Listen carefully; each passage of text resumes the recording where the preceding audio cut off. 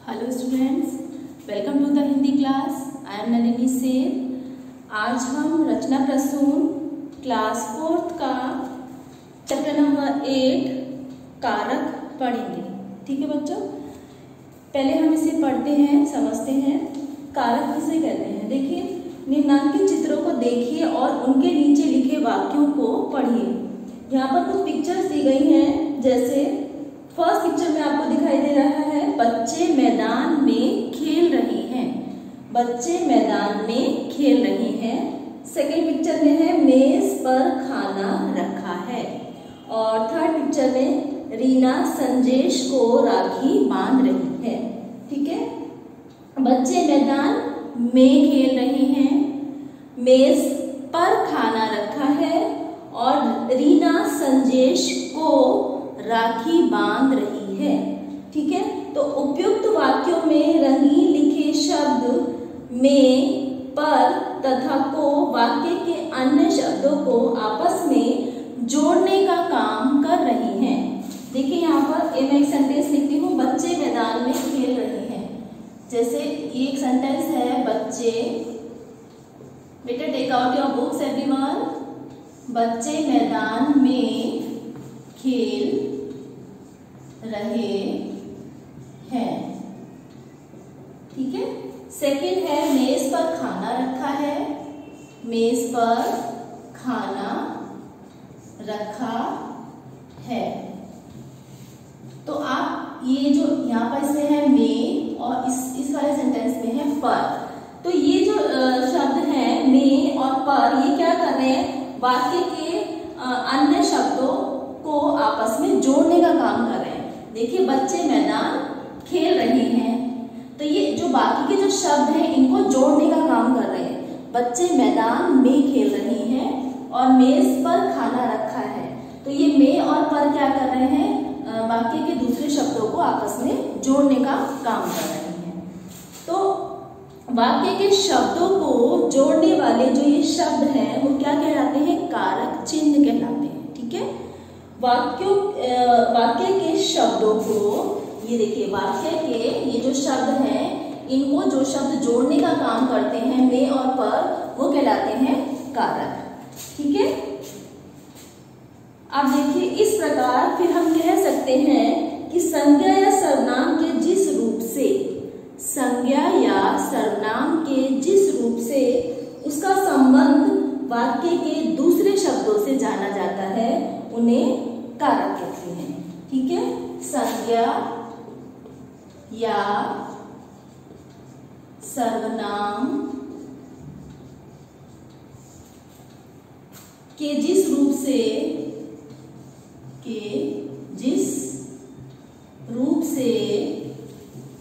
ठीक है, संज्ञा या सर्वनाम के जिस रूप से उसका संबंध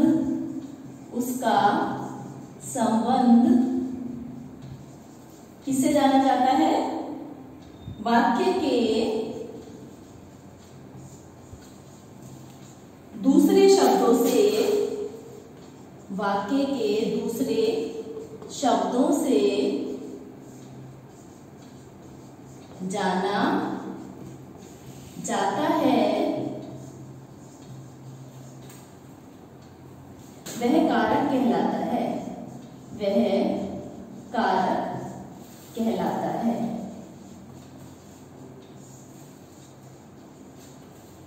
अंडरस्टूड एवरीवन? देखिए, संज्ञा या सर्वनाम के जिस रूप से, संज्ञा या सर्वनाम के जिस रूप से उसका संबंध वाक्य के दूसरे शब्दों से जाना जाता है वह कारक कहलाता है।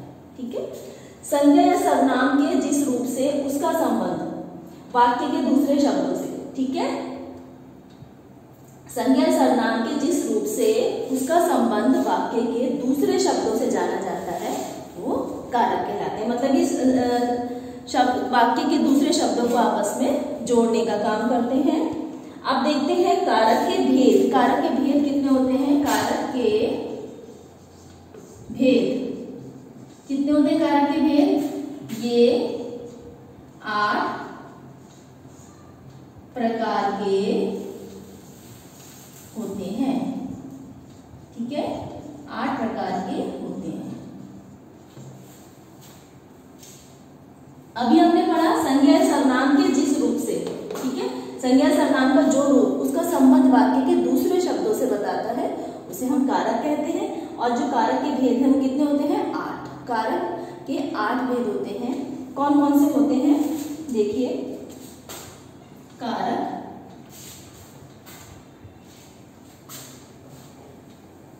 के 8 भेद होते हैं, ठीक है।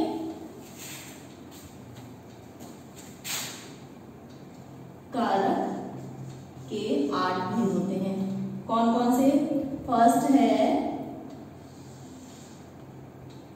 कर्ता कारक, ठीक है, कर्ता कारक। उसके बाद है कर्म कारक, देन नेक्स्ट करण कारक,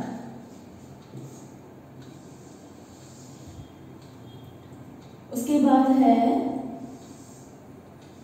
नंबर 4 संप्रदान कारक, संप्रदान कारक। फिर नंबर 5 पर है, नंबर 5 पर है अपादान कारक, ठीक है, अपादान कारक, अपादान कारक। उसके बाद है संबंध कारक, संबंध,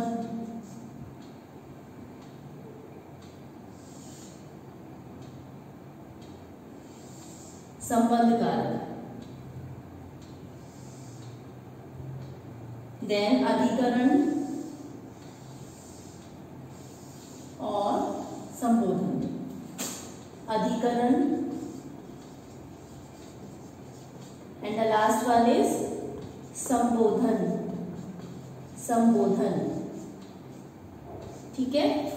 कर्ता के 8 भेद होते हैं, सॉरी, कारक के 8 भेद होते हैं। कर्ता, कारक के 8 भेद होते हैं, कर्ता, कर्म, करण। आप इस तरह से याद रखेंगे, ये स्टार्टिंग के जो 3 हैं ये क से शुरू होते हैं, कर्ता, कर्म, करण, ठीक है। फिर 4th वन है संप्रदान, संप्रदान कारक, देन अपादान, संबंध, अधिकरण और संबोधन, ठीक है। कर्ता, कर्म, करण, संप्रदान, अपादान, संबंध, अधिकरण और संबोधन कारक। ये हैं 8 प्रकार के कारक होते हैं, ठीक है। कारक का प्रयोग करते समय वाक्य का जो होता है वो रूप बदल जाता है। जैसे निहारिका खाना बना रही है या निहारिका ने खाना बनाया, ठीक है। निहारिका खाना बना रही है, इसमें हमने कारक का यूज नहीं किया, और निहारिका ने खाना बनाया, इसमें हमने कारक का यूज किया तो उसका रूप बदल गया, ठीक है। अब देखिए कारक और उसके विभक्ति चिन्ह देखते हैं, कारक और उसके विभक्ति चिन्ह। देखिए कारक और इसके विभक्ति चिन्ह,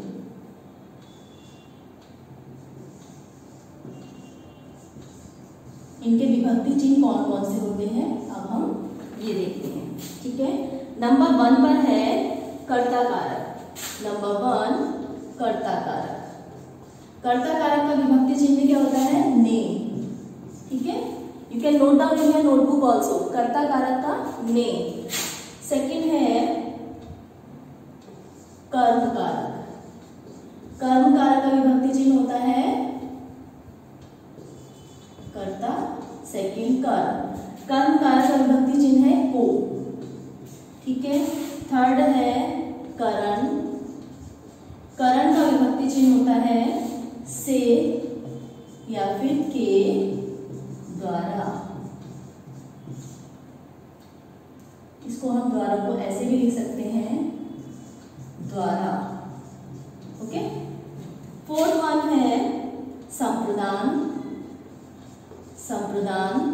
संप्रदान का विभक्ति चिन्ह होता है के लिए और को, जिसके लिए या फिर जिसको कुछ जिसके लिए या फिर जिसको कुछ दिया जाता है, वहां पर संप्रदान कारक होता है। नंबर 5 अपादान कारक, अपादान कारक का विभक्ति चिन्ह है से। यहाँ पर से का मतलब है अलग होना, अलग होना। ठीक है, देखिए से करण कारक का विभक्ति चिन्ह भी था, लेकिन अपादान कारक का विभक्ति चिन्ह से का मतलब है अलग होना।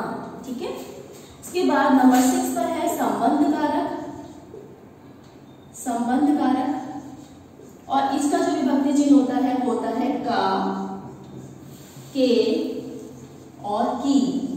ओके, नेक्स्ट अधिकरण कारक। अधिकरण कारक का चिन्ह जो विभक्ति चिन्ह होता है वो होता है में और पर। ठीक है, और नंबर 8 पर है संबोधन। नंबर 8 पर है संबोधन कारक। संबोधन कारक का जो विभक्ति चिन्ह होता है वो होता है हे और अरे। हे और अरे, और इन शब्दों के बाद ना हम विभक्ति जितने भी होते हैं इनके बाद हम विस्मयादिबोधक चिन्ह लगा लेते हैं। एक बार दोबारा से देखते हैं। फर्स्ट है कर्ता कारक। कर्ता कारक के विभक्ति चिन्ह है ने। ठीक है, कर्म कारक का विभक्ति चिन्ह है को। देन थर्ड इज करण। करण का है से और के द्वारा, और संप्रदान का है के लिए और को। अपादान कारक का विभक्ति चिन्ह है से, यानी कि अलग होना। और संबंध नंबर 6 पर है का, के, की आपस में संबंध बता रहे हैं, रिलेशन बता रहे हैं। अधिकरण कारक का है में और पर, और लास्ट है संबोधन। संबोधन कारक का विभक्ति चिन्ह है हे और अरे। ठीक है, उसके बाद हम देखते हैं वाक्य में कारक चिन्हों का प्रयोग किस तरह से करते हैं। अब हम वाक्य में इनका प्रयोग हम किस तरह से करते हैं। ठीक है, सबसे पहले हम देखते हैं कर्ता कारक। ठीक है, कर्ता का विभक्ति चिन्ह क्या होता है के, ने। कर्ता ने होता है, इसका हम वाक्य में कैसे प्रयोग करेंगे, जैसे राम ने अपना पाठ याद कर लिया। ठीक है, यहाँ पर कर्ता कारक क्या है, ये ने। यहाँ इसका विभक्ति चिन्ह है ने, और यहाँ पे कर्ता कौन है, राम। कर्ता कारक है राम ने। राम ने अपना पाठ याद कर लिया है, जो किसी काम को कर रहा है वो क्या, कर्ता कारक। उसके बाद नंबर 2 पर है कर्म। कर्म का जो विभक्ति चिन्ह होता है वो होता है को। तो माँ ने राज को उपहार दिया। ठीक है, को का किस तरह से हम वाक्य में प्रयोग करेंगे, माँ ने राज को उपहार दिया। ओके, नंबर 3 पर है करण। करण कारक का विभक्ति चिन्ह क्या होता है, से। जहां पर कोई माध्यम होता है जिसकी हेल्प से कुछ काम किया जाता है वहां पर करण कारक होता है। जैसे राम कलम से लिखता है, या मोहन चाकू से सेब काटता है, या फिर राघव कार से, यहाँ पर एक माध्यम है कार, तो वो कार से कहा जाता है, विद्यालय जाता है। ठीक है, विद्यालय जाता है। उसके बाद नेक्स्ट देखते हैं संप्रदान कारक। नंबर 4 इज संप्रदान कारक। संप्रदान का विभक्ति चिन्ह होता है के लिए या फिर को, जिसके लिए जिसको कुछ दिया जाता है। ठीक है, जैसे पिताजी विभोर के लिए साइकिल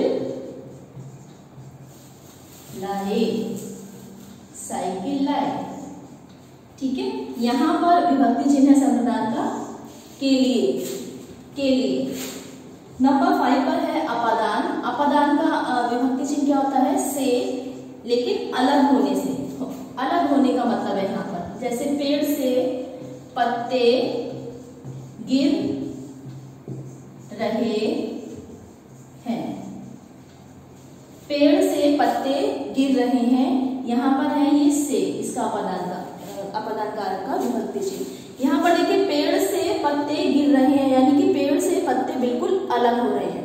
अभी हमने पढ़ा था कि अपादान का विभक्ति चिन्ह होता है से, लेकिन अलग होने के अर्थ में। ठीक है, पेड़ से पत्ते बिल्कुल अलग हो रहे हैं। इसके नेक्स्ट है संबंध। इसमें संबंध बताया जाता है किन्हीं दो चीजों का। जैसे यह नितिन का घर है, यह नितिन का घर है, ठीक है। यहां पर हो गया इसका विभक्ति चिन्ह का, संबंध का विभक्ति चिन्ह हो गया का। यह नितिन का घर है, तो घर और नितिन के बीच में रिलेशन बताया जाता है, ठीक है। यह नितिन का घर है, या मृणाल के पिता सेना में है, या वैशाली की बहन अच्छा गाती है। ओके। अधिकरण,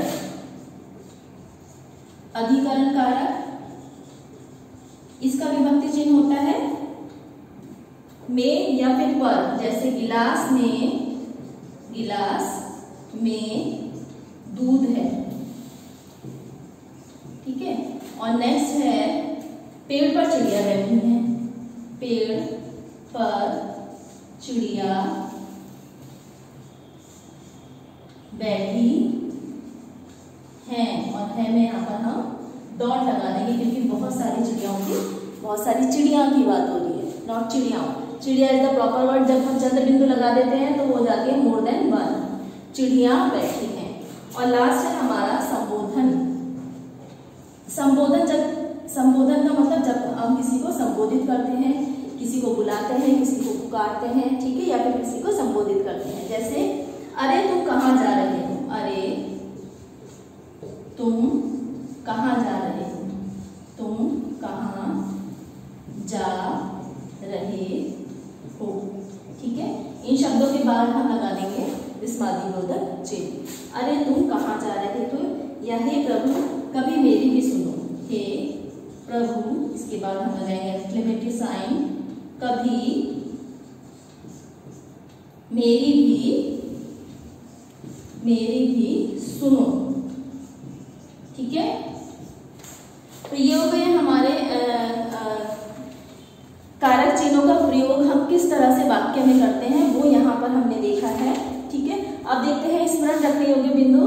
कारक संज्ञा सर्वनाम का संबंध वाक्य के दूसरे शब्दों से बताते हैं। अभी हमने पढ़ा कारक संज्ञा सर्वनाम का संबंध वाक्य के दूसरे शब्दों से बताते हैं। जैसे नितिन का घर है ना, संज्ञा सर्वनाम का संबंध वाक्य के दूसरे शब्दों से ये बताते हैं। सेकंड है, ये 8 प्रकार के होते हैं: कर्ता, कर्म, करण, संप्रदान, अपादान, संबंध, अधिकरण तथा संबोधन। और कारक का प्रयोग करने पर संज्ञा, सर्वनाम तथा विशेषण का जो मूल रूप होता है वो बदल जाता है। तो आई होप बच्चों आपको ये चैप्टर समझ आ गया होगा। आप इसको एक बार दोबारा से एक बार ध्यान से रीड करेंगे, समझेंगे, ठीक है। नेक्स्ट वीडियो में हम इसकी एक्सरसाइजेस डिस्कस करेंगे। Thank you so much everyone.